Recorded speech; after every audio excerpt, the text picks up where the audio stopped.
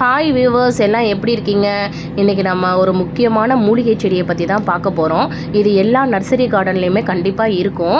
அப்படி நம்ம அதை என்ன நினைப்போம், சரி ஏதோ ஒரு செடி வச்சுருக்காங்க, அழகுக்கு வச்சுருக்காங்க அப்படின்னு சொல்லிட்டு நம்ம போயிடுவோம். ஆனால் அது கிடையாது. கண்டிப்பாக நர்சரி கார்டனில் பார்த்தீங்கன்னா அவசியம் வாங்கிட்டு வந்து உங்கள் வீட்டில் இதை வளங்க. இது ரொம்ப ரொம்ப ரொம்ப ரொம்ப நமக்கு முக்கியமானது. முக்கியமாக ஆண்களுக்கு ரொம்ப நல்லது. ஒவ்வொரு ஆண்கள் இருக்கிற வீட்லேயுமே கண்டிப்பாக இந்த செடி இல்லாமல் இருக்கக்கூடாது.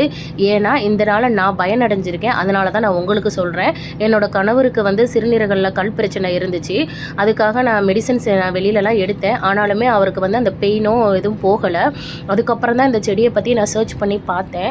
அப்போ இந்த செடியை வளர்த்து ஒரு வாரம் அதை காலையில் எம்டி ஸ்டொமக்கில் சாப்பிட்றத பற்றி நான் பார்த்தேன். அதை நான் நடைமுறையில் செஞ்சு பார்த்தனால தான் இன்றைக்கி நான் அதை வீடியோவாக உங்களுக்கு நான் அப்லோட் பண்ணுறேன். இதை காலையில் வெறும் வயிற்றில் இதில் ஃபஸ்ட்டு ஒரு 2 நாள் ஒரு அரை இலை எடுத்து அவங்க சாப்பிடணும். அதுக்கப்புறம் அந்த 7 நாளில் ஒரு 5 இலை தொடர்ந்து சாப்பிட்டுக்கணும். சாப்பிடும்போது அசைவ உணவுகளை கண்டிப்பாக தவிர்க்கணும். பால் சம்மந்தப்பட்ட பொருள்கள் எல்லாத்தையுமே தவிர்க்கணும். ஒரு வாரம் நம்ம உடம்புக்காக நம்ம இதை செய்கிறதுனால தவறு இல்லை. இதை சாப்பிடும்போது நம்ம கண் முன்னாடியே அந்த சிறுநீரக கற்கள் வெளியே வரதை நம்ம பார்க்க முடியும். நல்லா அந்த எவ்வளோ பெரிய கல்லாக இருந்தாலுமே அது நல்லா உடஞ்சி சிறுநீரகம் மூலயமா அது வெளியில் வந்துடும்.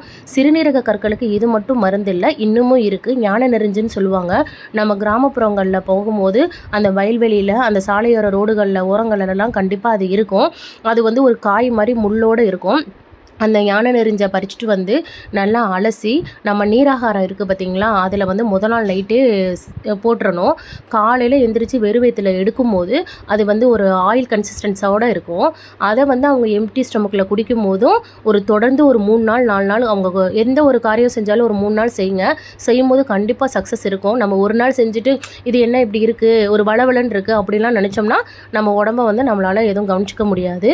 ஒரு 3 நாள் தொடர்ந்து நம்ம அதை குடிக்கும்போது கண்டிப்பாக அந்த சிறுநீரக கற்களால் உண்டான வலி கண்டிப்பாக குறையும். இதை நீங்கள் ட்ரை பண்ணி பாருங்கள். கண்டிப்பாக இந்த செடி உங்கள் வீட்டில் இருக்கும்.